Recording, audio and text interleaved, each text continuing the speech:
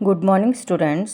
बेटा, आज हम आपकी पाठ्य पुस्तक का पाठ नंबर 20 रीड करने जा रहे हैं, जिसका नाम है सरफरोशी की तमन्ना, जो कि शिव शंकर जी द्वारा इसके लेखक कौन है? शिव शंकर जी हैं। सरफरोशी की तमन्ना शीर्षक पाठ शिव शंकर द्वारा लिखित है। इसमें लेखक ने भगत सिंह, चंद्रशेखर आज़ाद जैसे देशभक्तों की को देशभक्ति का गुणगान किया। उनकी दृश्य एक लायलपुर लाहौर में विद्यावती अपने बेटे भगत सिंह के प्रति बहुत चिंतित है, जो स्कूल गया हुआ है। वह अपनी बेटी अमरों से बार बार उसके आने के बारे में पूछ रही थी।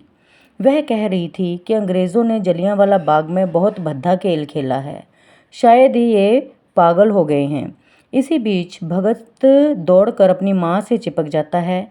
उसने अपनी माँ को बताया कि वह तो जलियांवाला बाग की पावन धरती को प्रणाम करने गया था।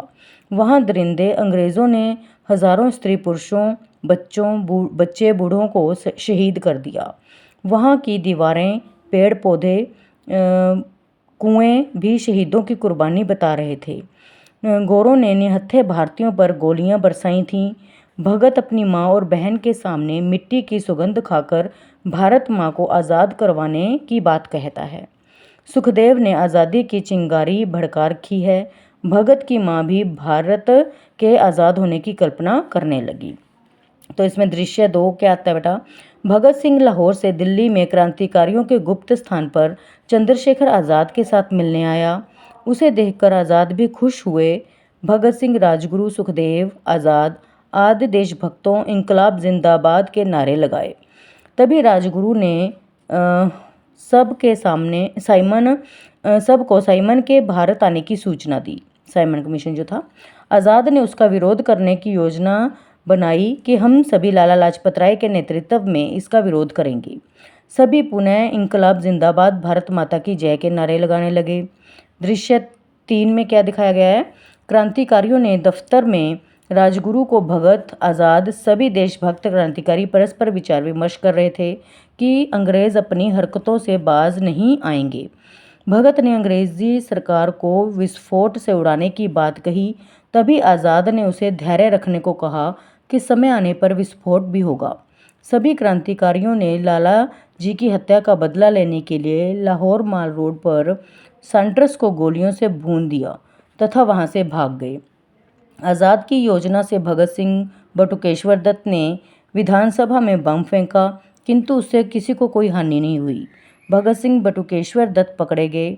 इसके बाद अंग्रेज़ों ने अपना दमन चक्र चलाकर, मतलब जो कुचलते थे अंग्रेज़ लोगों को, वह चलाकर राजगुरु, सुखदेव के अतिरिक्त अनेक युवक जेलों में डाल दिए। भगत सिंह, राजगुरु, सुखदेव को फांसी की सज़ा सुनाई गई तथा बटुकेश्वर दत्त को काले पानी की सज़ा दी गई।